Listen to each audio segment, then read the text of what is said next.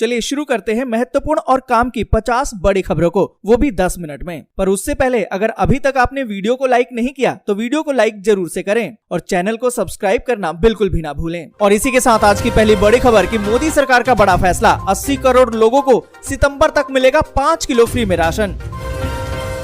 Action में योगी, हर विभाग को दिए 100 दिन, 6 महीने और वार्षिक कार्य योजना बनाने के निर्देश। सपा विधायक दल के नेता चुने गए अखिलेश यादव, बैठक में न बुलाए जाने से भड़के शिवपाल।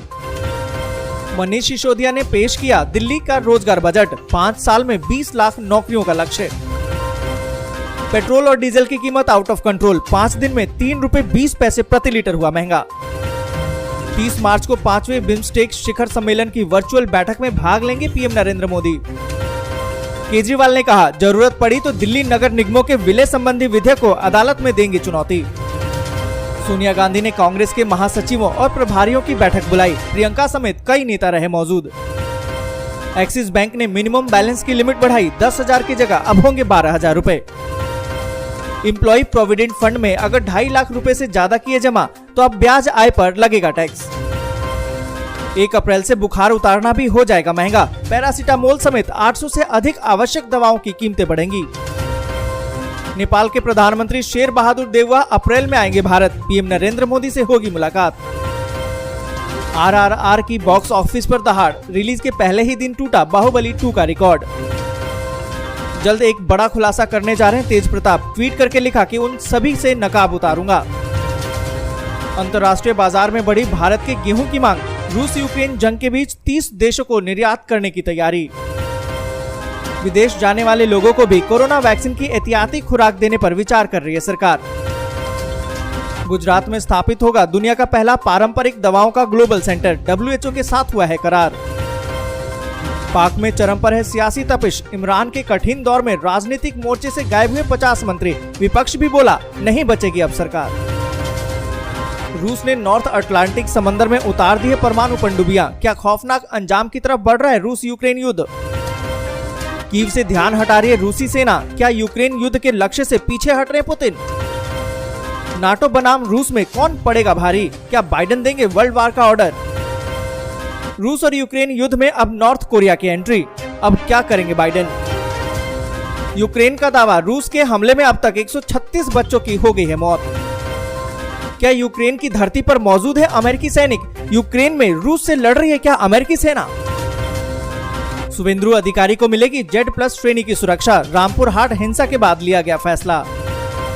कांग्रेस का 3 चरणों में 31 मार्च से लेकर 7 अप्रैल तक होगा महंगाई के विरोध में प्रदर्शन, लोगों से करेंगे अपील। BCCI ने किया टोक्यो हीरोज का सम्मान, नीरज चोपड़ा को मिले 1 करोड़ रुपए। IPL 2022 की गजब शुरुआत, पहले ही ओवर में डाली 9 गेंद, विकेट भी मिला। कमाल के कप्तान रविंद्र जडेजा मैदान में उतरते ही अपने नाम किया महा रिकॉर्ड, 200 मैच खेलने के बाद मिली है टीम की कप्तानी। राबड़ी देवी का नीतीश पर बड़ा हमला, कहा कि मोदी के चरणों में गिर गए, कोई मजबूरी रही होगी। अमेरिका और पोलैंड के राष्ट्रपति के बीच में द्विपक्षीय बैठक, यूक्रेन पर बाइडेन ने कही है बड़ी बात। इसी के साथ अगली बड़ी खबर की 15 करोड़ गरीबों को 3 महीने तक मुफ्त मिलेगा राशन, कैबिनेट बैठक में लग गई है मुहर। आपको बता दें कि यूपी की योगी सरकार ने पहली कैबिनेट बैठक में बड़ा निर्णय लेते हुए मुफ्त राशन योजना की अवधि को 3 महीने के लिए और बढ़ा दिया है। इस निर्णय के बाद राज्य के 15 करोड़ लोगों को अगले 3 महीने तक प्रधानमंत्री अन्न योजना के तहत लाभ मिलता रहेगा। और दोस्तों बड़ी बात तो ये है कि इस योजना के तहत गरीबों को खाद्यान्न के साथ ही दाल, नमक, चीनी और तेल भी दिया जाएगा।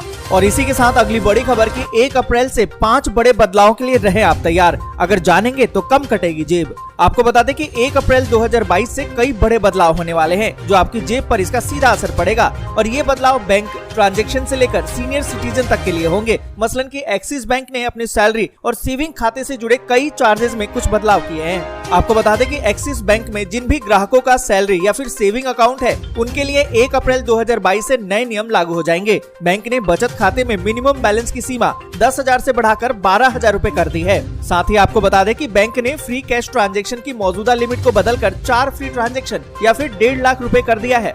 और साथ ही आपको बता दें कि 1 अप्रैल 2022 से CBDT ने इनकम टैक्स नियम 2021 को लागू करने का फैसला किया है। यानी कि एम्प्लॉय प्रोविडेंट फंड में अगर आपने 2.5 लाख रुपए से ज्यादा जमा किया तो ब्याज आय पर टैक्स देना पड़ेगा। और साथ ही आपको बता दें कि केंद्रीय अप्रत्यक्ष कर और सीमा शुल्क बोर्ड ने माल और सेवा कर यानी कि जीएसटी के तहत ई चालान जारी करने के लिए अब टर्नओवर सीमा को पहले तय सीमा से यानी कि 50 करोड़ जो पहले था उसे घटाकर 20 करोड़ रुपए कर दिया है। और इसी के साथ अगली बड़ी खबर कि 20 लाख नौकरी, नाइट लाइफ की बहार और न्यू मार्केट। बजट में केजरीवाल सरकार का दिल्ली बदलने का वादा। आपको बता दें कि दिल्ली सरकार ने साल 2022-23 के लिए बजट पेश कर दिया है। इस बजट में दिल्ली में आम आदमी पार्टी सरकार का फोकस नौकरियां, स्वास्थ्य, night life, market, green energy, real estate पर है। आपको बता दें कि 75,800 करोड़ के इस बजट में दिल्ली सरकार ने अगले 5 साल में 20 लाख नौकरियां लोगों को देने का लक्ष्य रखा है। दिल्ली सरकार नौकरियों में ग्रीन जॉब्स पर जोर दे रही है। और इसी के साथ अगली बड़ी खबर कि अंतर्राष्ट्रीय बाजार में बढ़ी है भारत के गेहूं की मांग। रूस यूक्रेन जंग के बीच में 30 देशों को निर्यात करने की तैयारी।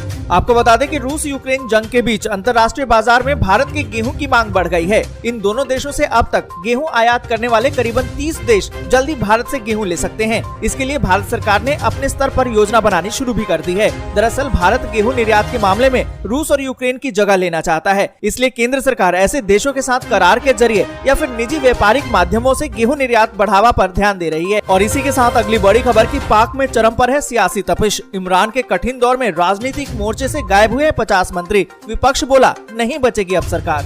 आपको बता दें कि पाकिस्तान के प्रधानमंत्री इमरान खान के खिलाफ अविश्वास प्रस्ताव पर मतदान की घड़ी करीब आती जा रही है और राजनीतिक सहयोगियों को लेकर असमंजस भी गहराता जा रहा है। इमरान की मुश्किलें यहीं खत्म नहीं होती, बल्कि सत्तारूढ़ पार्टी से ताल्लुक रखने वाले कम से कम 50 मंत्रियों ने राजनीतिक मोर्चे से गायब होकर उनके लिए एक नई चुनौती पैदा कर दी है।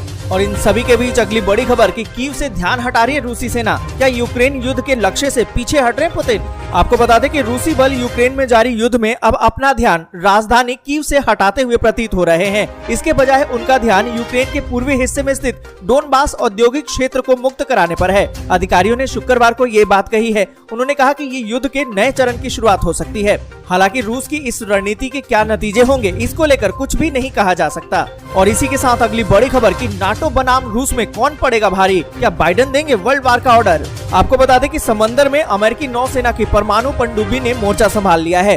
आकाश में यूएस के लड़ाकू विमान रूसी हमले के पलटवार के लिए तैयार हैं। जमीन पर है अमेरिकी सेना जिसकी यूक्रेन बॉर्डर में दाखिल होने का दावा किया जा रहा है। साफ है कि अब सीधी लड़ाई में पुतिन की सेना को यूक्रेन से खदेड़ने के लिए अमेरिकी सेना ने अपने पत्ते खोल दिए हैं। वहीं नाटो के जनरल सेक्रेटरी ने कहा है कि परमाणु युद्ध न तो लड़ा जा सकता है और न ही जीता जा सकता है और कभी लड़ना भी नहीं चाहिए। उन्होंने कहा कि वो बेलारूस से रूस की मदद न करने की अपील भी कर रहे हैं। और इन सभी के बीच अगली बड़ी खबर कि रूस यूक्रेन युद्ध में अब नॉर्थ कोरिया की एंट्री। अब क्या करेंगे बाइडेन? आपको बता दें कि रूस और यूक्रेन के बीच में जिस तरीके से युद्ध चल रहा है ये खत्म होने वाला नहीं है। पर अब इस बीच नॉर्थ कोरिया के तानाशाह किम जोंग की एंट्री भी हो गई है। जिस वक्त अमेरिका के राष्ट्रपति जो बाइडेन इमरजेंसी दौरे पर यूरोप पहुंचे हैं, ठीक उसी वक्त किम जोंग ने अमेरिका तक मार करने वाले हथियार का परीक्षण किया है। तो क्या युद्ध काल में पुतिन के इशारे पर ही किम जोंग ने ये परीक्षण किया है? क्या अब अमेरिकी राष्ट्रपति जो बाइडेन के पास युद्ध के मैदान में सीधे कूदने के सिवाय कोई दूसरा विकल्प नहीं बचा है? तो आज के लिए बस यहीं तक। जय हिंद, जय भारत।